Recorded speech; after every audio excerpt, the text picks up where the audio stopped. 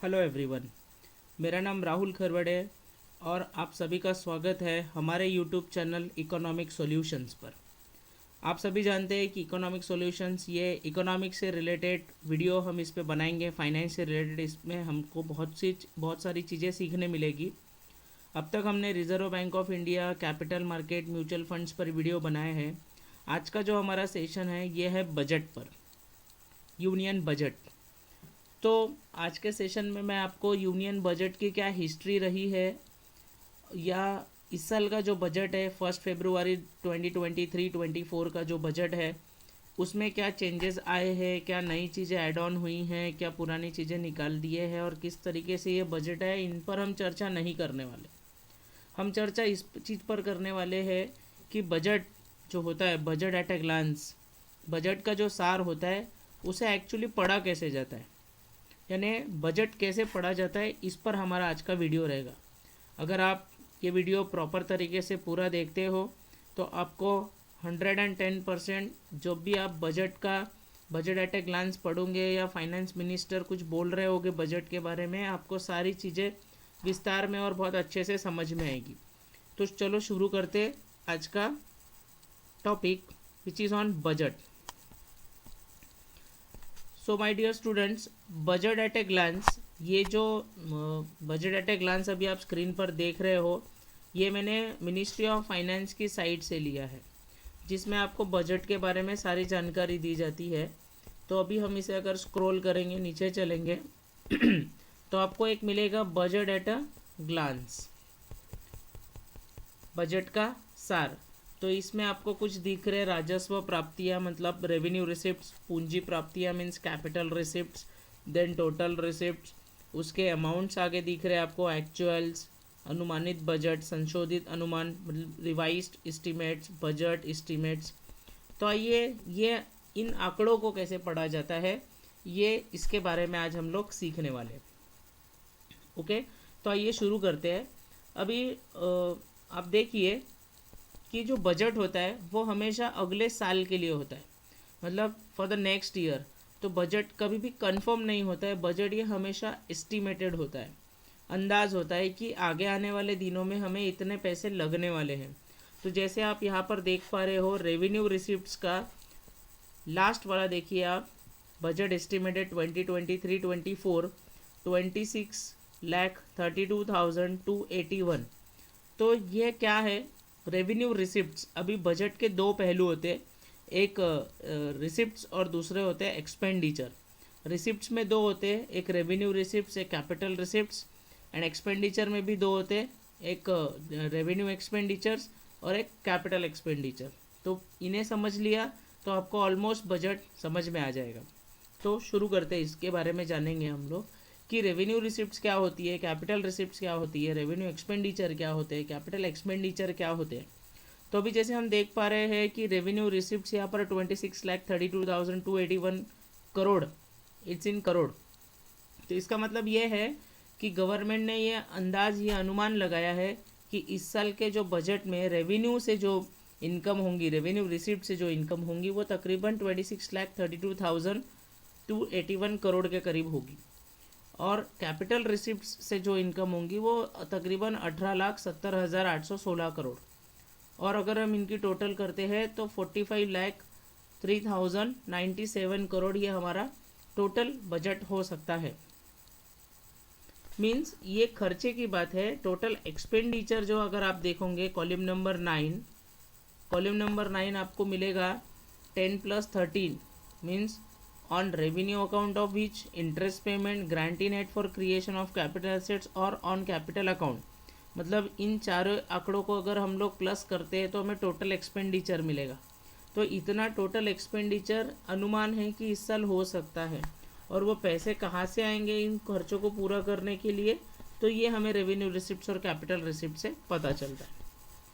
चलिए, तो अभी बजट के जैसे कि अभी हमने बताया कि दो पहलू होते हैं, एक रिसिप्ट्स और दूसरा होता है एक्सपेंडिचर।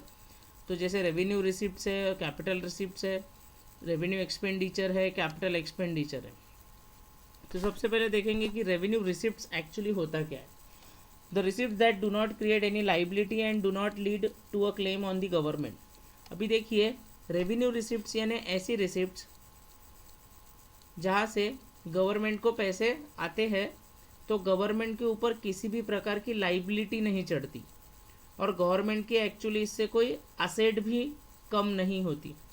मीन्स लाइबिलिटी यानी कर्जा भी नहीं चढ़ता और असेट्स मतलब संपत्ति भी कम नहीं होती। ऐसे रास्ते जहाँ से पैसा आता है उनको रेवेन्यू रिसिप्ट्स कहा जाता है। और ये रिकरिंग इन नेचर होता है, मतलब बार बार आते जाएगा, हर बार आएगा। तो अभी इसमें कौन सी दो चीज़ें आती है? तो एक आती है टैक्स, दूसरा आता है नॉन टैक्स। तो अभी हम हमारे इस पर चाहेंगे वापस। सो अब आप देखिए tax revenue and non tax revenue. तो टैक्स रेवेन्यू यानी अभी टैक्स भी दो प्रकार के, डायरेक्ट इनडायरेक्ट टैक्सेस। अभी इनडायरेक्ट टैक्सेस ये जीएसटी के अंदर आ गया, तो वहाँ से जो कलेक्शन होगा टैक्स के माध्यम से, direct taxes which is directly pay to the government, indirect taxes which is indirectly pay to the government. Direct taxes means जो जिससे जन्म लेता है वही उसे पे करता है। जैसे मैंने इनकम कमाया तो मैंने इनकम बनाया तो मेरी इनकम पर जो टैक्स लगेगा वो है इनकम टैक्स। तो मैंने इनकम बनाया इसलिए मुझे इनकम पर इनकम टैक्स लग रहा है, which is borne by me and paid by me. And indirect taxes जो कि जन्म किसी और से लेती है, पे कोई और करता है। जैसे अगर आप सैलून में हेयर कट करने गए तो वहाँ पर सर्विस टैक्स पहले लगता था, अभी जीएसटी लगाते हैं। तो सैलून की सर्विसेज किसी और ने दिया लेकिन पे हम कर रहे हैं। मूवी अगर हम बनाते हैं, मूवी अगर कोई डायरेक्टर बनाता है तो डायरेक्टर ने मूवी बनाया है लेकिन उसका एंटरटेनमेंट टैक्स हम लोग पे करते हैं, विच इज़ इनडायरेक्ट टैक्सेस। तो ये जो टैक्स और नॉन टैक्स के माध्यम से टैक्स के साइड मतलब डायरेक्ट इनडायरेक्ट या जीएसटी जिसे हम कहेंगे, यहाँ से जो गवर्नमेंट के पास पैसे आते हैं that comes under revenue receipts. अभी अगर मैंने गवर्नमेंट को 10 करोड़ रुपए टैक्स पे किया तो मैं सरकार को ये नहीं बोल सकता हूँ कि आपके ऊपर मेरा कर्जा चढ़ गया या मेरा लाइबिलिटी हो गया आपके ऊपर, या गवर्नमेंट की कोई संपत्ति आप मेरे नाम पे कर दीजिए, ऐसा नहीं होता है। ओके, तो रेवेन्यू रिसिप्ट्स ये वो रिसिप्ट्स होते हैं जहाँ से गवर्नमेंट के पास पैसे आते हैं और गवर्नमेंट का ना लाइबिलिटी बढ़ता है ना असेट कम होता है। तो उसमें एक रास्ता हो गया टैक्स। तो यहाँ दिया गया है कि टैक्स के माध्यम से इस साल 23,30,631 करोड़ तक रिकवरी होगी। फिर आता है नॉन टैक्स रेवेन्यू। अभी नॉन टैक्स रेवेन्यू में काफ़ी सारी चीज़ें आती है, जैसे फाइन्स एंड पेनल्टी आती है। फाइन्स एंड पेनल्टी अभी जैसे हम बाइक चलाते हैं और हमने सिग्नल जंपिंग कर दिया तो हमारे ऊपर जो हेलमेट वगैरह नहीं पहना है आपने, तो सिग्नल तोड़ने का या हेलमेट ना पहनने का जो हमारे ऊपर चार्जेस लगते हैं वो चार्जेस आ गया नॉन टैक्स रेवेन्यू के अंदर। ओके, एस्टेट्स यानी अगर कोई ऐसा कोई व्यक्ति है कि जिसकी कोई प्रॉपर्टी है लेकिन आगे पीछे प्रॉपर्टी देखने वाला कोई नहीं, तो गवर्नमेंट के अंडर आ जाएगी वो। ये हो गया नॉन टैक्स रेवेन्यू। कभी कभी हम लोग जैसे बाढ़ आ गई हमारे तरफ या कोई नेचुरल आपदा आ गई तो बाकी जो लोग हमें डोनेशन देते हैं, बाकी जो लोग डोनेट करते हैं पैसा उस पर्टिकुलर जगह पे पर्टिकुलर कंट्री में, that also comes under non tax revenue. तो यहाँ से 3,01,650 करोड़ के करीब का अंदाज है। तो इन दोनों की टोटल होगी रेवेन्यू रिसिप्ट्स। आई होप आपको रेवेन्यू रिसिप्ट्स क्लियर हो चुका है। उसके बाद यहाँ हम देख रहे हैं 4 नंबर पे कैपिटल रिसिप्ट्स। तो कैपिटल रिसिप्ट क्या होती है? तो कैपिटल रिसिप्ट अगर हम देखेंगे तो capital receipts are those receipts of the government which either create liability और cause any reductions in the assets of the government. जिस तरीके से रेवेन्यू रिसिप्ट से ना लाइबिलिटी बढ़ रही थी ना एसेट घट रही थी, तो कैपिटल रिसिप्ट उसके बिल्कुल विपरीत है, उल्टा है। यानी इसमें लाइबिलिटी भी बढ़ेंगी यानी गवर्नमेंट का कर्जा भी बढ़ेगा और गवर्नमेंट की संपत्ति भी कम होंगी। तो वो कैसे? तो आइए जानते हैं। अभी कैपिटल रिसिप्ट देखिए, पैसे आ रहे हैं, रेवेन्यू रिसिप्ट से भी आ रहे, कैपिटल रिसिप्ट से भी आ रहे, बट रेवेन्यू रिसिप्ट से आने वाले पैसे बढ़ते रहे तो अच्छी बात है गवर्नमेंट के लिए। लेकिन कैपिटल रिसिप्ट्स में देखिए आप नंबर 5 रिकवरी ऑफ लोन्स। अभी रिकवरी ऑफ लोन्स यानी हमारी कंट्री ने किसी तो भी कंट्री को लोन दिया रहेगा और वहाँ से हमें जो इंटरेस्ट पेमेंट हो रहा है, तो पैसा तो वापस आ रहा है, इंटरेस्ट पेमेंट हो रहा है, लेकिन हमने उनको लोन जो दे रखा था उस लोन की रिकवरी हो रही है, मतलब हमारी संपत्ति इनडायरेक्टली कम हो रही है, उसका रिकवरी 23,000 करोड़। अदर रिसिप्ट्स में स्मॉल सेविंग्स आती है, यानी पोस्ट ऑफिस में रखे हुए पैसे भी गवर्नमेंट इस्तेमाल करती है, बट ब्याज के साथ वो पैसा इंटरेस्ट के साथ लौटाना है। डिसइन्वेस्टमेंट, कोई गवर्नमेंट जो असेट्स होती है कभी उसे बेचकर भी जो डिसइन्वेस्टमेंट यानी पब्लिक सेक्टर अंडरटेकिंग का ऐसा भाग जो प्रॉपर वर्किंग नहीं है, जहाँ से गवर्नमेंट को इनकम नहीं हो रही है, उल्टा जेब से पैसा डालना पड़ रहा है इस यूनिट पे, तो ऐसे यूनिट को बंद करना ही पुराता है। तो ऐसी जगहों को बंद करके वो किसी प्राइवेट हैंड्स में देके वहाँ से पैसे रेस करना, तो ये आ गया अदर रिसिप्ट्स के अंदर।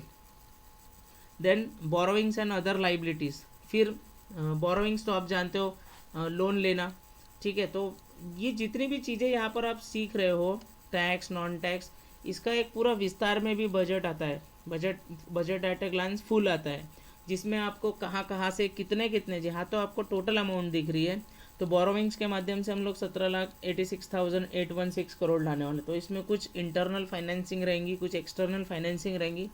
तो ईच एंड एवरीथिंग आपको बारीक बारीक चीज़ें अगर आपके उसकी जानना है तो budget at a glance full या अगर आपने डाउनलोड कर लिया तो वहाँ पे आपको ये जो बोरोविंग 17 लाख अगर ला रहे तो ये कहाँ कहाँ से आ रहा है इसका आपको वहाँ आइडिया आ जाएगा। तो अब आई होप आपको रेवेन्यू रिसिप्ट्स और कैपिटल रिसिप्ट्स समझ गया है। नेक्स्ट आता है टोटल रिसिप्ट्स। तो ये रेवेन्यू प्लस कैपिटल रिसिप्ट्स कर देंगे तो टोटल रिसिप्ट्स आ जाएगा। देन आता है टोटल एक्सपेंडिचर। अभी टोटल एक्सपेंडिचर जो है, एक्सपेंडिचर भी दो प्रकार के हैं, एक रेवेन्यू एक्सपेंडिचर और एक कैपिटल एक्सपेंडिचर। सो रेवेन्यू एक्सपेंडिचर क्या है, जिस तरीके से रेवेन्यू रिसिप्ट्स, जब हमने रेवेन्यू रिसिप्ट्स की बात की है तो रेवेन्यू रिसिप्ट्स यानी ऐसे रास्ते जहाँ से गवर्नमेंट की ना लाइबिलिटी कम होती है, ना लाइबिलिटी गवर्नमेंट पर चढ़ती है ना एसेट घटती है। उसी तरीके से रेवेन्यू एक्सपेंडिचर में ना गवर्नमेंट की एसेट बनती है ना किसी भी प्रकार की लाइबिलिटी कम होती है। मतलब ये पैसा कहाँ जाता है, जो रेवेन्यू रिसिप्ट से लाया हुआ पैसा ही रेवेन्यू एक्सपेंडिचर में जाता है। फॉर एग्जांपल अगर हमारी ट्यूशन क्लास होंगी तो मैंने कहीं पे अगर ट्यूशन रेंट से लिया होगा, ठीक है, तो स्टूडेंट से आने वाली जो फीस है वो रेवेन्यू रिसिप्ट्स हो गई। लेकिन उस रेवेन्यू रिसिप्ट्स को बनाने के लिए मैं अगर कोई टीचर की पेमेंट करता हूँ, मैं इलेक्ट्रिसिटी बिल पे करता हूँ, उस बिल्डिंग का रेंट पे करता हूँ, that is my revenue expenditure. समझ पा रहे हो? तो जैसे कि पहले केस में ना लाइबिलिटी चढ़ी ना संपत्ति कम हुई, उसी तरीके से यहाँ ना संपत्ति बढ़ती है ना लाइबिलिटी कम होती है। अब यहाँ पर देख पा रहे होंगे एग्जाम्पल्स, कुछ एग्जाम्पल्स है जैसे गवर्नमेंट डिपार्टमेंट के जो वेरियस सर्विसेज होती है, interest payment on debt, subsidiaries, इन जगहों पे ये पैसे जा रहे हैं, ये होते हैं रेवेन्यू एक्सपेंडिचर। तो रेवेन्यू एक्सपेंडिचर यहाँ लिखा है 10 number on revenue account of which. जैसे हम जिला जाते हैं, जिला में डॉक्यूमेंट बनाते हैं, तो जिला के जो कार्यरत कार्यकारी वहाँ पर है अधिकारी, उन लोगों की पेमेंट। अगर हम लाइसेंस बनाते हैं तो लाइसेंस की जगह जहाँ गवर्नमेंट के लोग काम करते हैं वहाँ की पेमेंट, ये रेवेन्यू एक्सपेंडिचर्स के अंदर आ गया। एक्सपेंडिचर में एक इंटरेस्ट पेमेंट भी आता है, grant in aid for creation of capital assets और ऑन कैपिटल अकाउंट, तो काफ़ी सारी चीज़ें। उसके बाद एक कैपिटल एक्सपेंडिचर होता है। तो कैपिटल एक्सपेंडिचर की अगर हम लोग बात करेंगे तो कैपिटल एक्सपेंडिचर जिस तरीके से कैपिटल रिसिप्ट हुई थी, तो कैपिटल रिसिप्ट में हमारा लाइबिलिटी कम हो रहा, असेट्स कम हो रहा था, लाइबिलिटी बढ़ रहा था। उसी तरीके से कैपिटल एक्सपेंडिचर में हमारा असेट्स बढ़ेगा और लाइबिलिटी कम होगा। मतलब इंटरेस्ट पेमेंट हम करेंगे तो लाइबिलिटी कम होगा। हम लोग स्कूल्स बनाएंगे, कॉलेजेस बनाएंगे, हॉस्पिटल, ब्रिज, रोड, एयरपोर्ट बनाएंगे, तो इससे हमारी संपत्ति बढ़ेगी। तो कैपिटल रिसिप्ट से जैसे ना संपत्ति कम हो रही थी, लाइबिलिटी बढ़ रही थी, उसी तरीके से कैपिटल एक्सपेंडिचर से लाइबिलिटी घटेगी और संपत्ति कम होंगी। आई होप आपको revenue receipts and capital receipts सब चीज़ें क्लियर हो गई। अब कैपिटल एक्सपेंडिचर में काफ़ी सारे एक्सपेंडिचर और आते हैं, जैसे प्लान एक्सपेंडिचर होता है, नॉन प्लान एक्सपेंडिचर होता है। प्लान एक्सपेंडिचर जिसको प्लान करके किया जाता है। अनप्लान एक्सपेंडिचर जैसे बाढ़ आ गई कहीं पे तो वहाँ पे पैसे लग गए, तो वो हो गया अनप्लान एक्सपेंडिचर। फिर एक डेवलपमेंट एक्सपेंडिचर होता है, नॉन डेवलपमेंट एक्सपेंडिचर होता है। डेवलपमेंट एक्सपेंडिचर यानी स्कूल में, हॉस्पिटल्स पे, कॉलेजेस पे खर्चा हो रहा है तो डेवलपमेंट एक्सपेंडिचर। अगर मिलिट्री, पुलिस, जुडिशरी पे अगर पैसा खर्च हो रहा है गवर्नमेंट का तो that is non development expenditure. तो इस तरीके की उसकी हेडिंग्स है, अगर आप budget at a glance full अगर डाउनलोड करोगे तो आपको सारी चीज़ें समझ में आएगी। आई होप आपको ये चीज़ें समझ में आ गई है। अभी इसमें मेन समझने वाली बात यह है कि बजट के कुछ